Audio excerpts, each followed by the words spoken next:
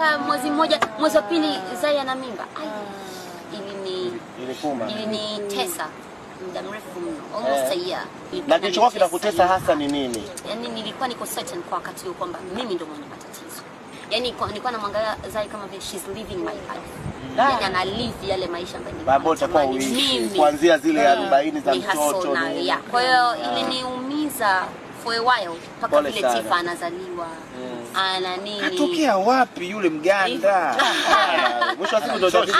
It is what it is, ndo maisha. Na ningetamani one day, you know, like na mimi niife mama. So inaniumia. Pole, usilie. Pole. Unakosa nini? Pole. You're beautiful, you're smart, you're very kind. Yani Mungu atakujalia. Pole. Na mwenzangu analia. Pole, tutafikisha huko tutaanza kukumbuka mengine. Mungu atakusaidia lakini. Yeah, I promise Mungu atakusaidia.